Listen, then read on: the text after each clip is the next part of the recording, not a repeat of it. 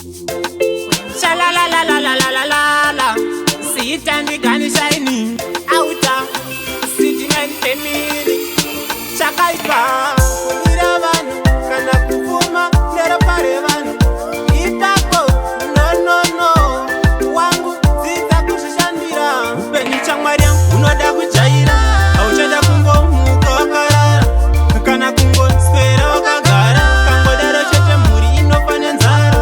Upeni changmaria, unoda kujaira, auchada kungo muko karara, kana kungo spera wakagara, kango daro chete muri inofanya nzara. Upeni unoda kushanda, shanda, shanda, shanda, shanda, shanda nesimba. Pasa ipasa shana pasa letarei, esilo ucheteri nepei, pane kungo spera wakarara, ndoba kuzochiva vano zvishandira. Upeni changmaria, unoda kujaira, auchada kungo muko wakarara, kana kungo spera wakagara, kango daro chete muri inofanya nzara.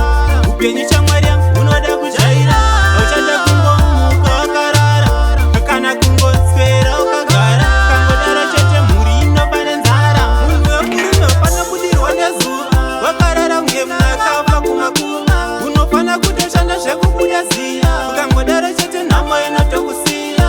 Asi ukangomuka wakarara, pauri nhamo inoita chinamira, ukangoswera wakarara, nenhamo unotovaka usawira.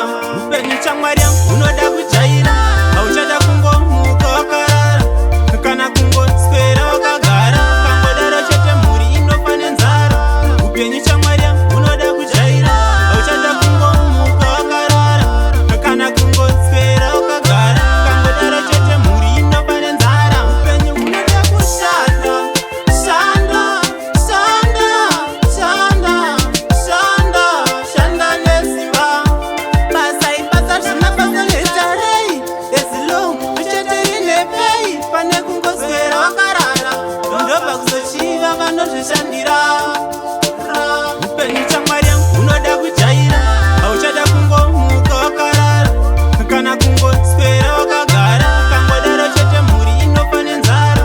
Upenyu changmaria, unoda kujaira, auchada kungomuka wakarara, kana kungoswera wakagara, kangodaro chete mhuri inofanya nzara. Upenyu changmaria, unoda kujaira, auchada kungomuka wakarara, kana kungoswera wakagara, kangodaro chete mhuri inofanya nzara. Jaira, wakagara, nzara. Wenzo Studio.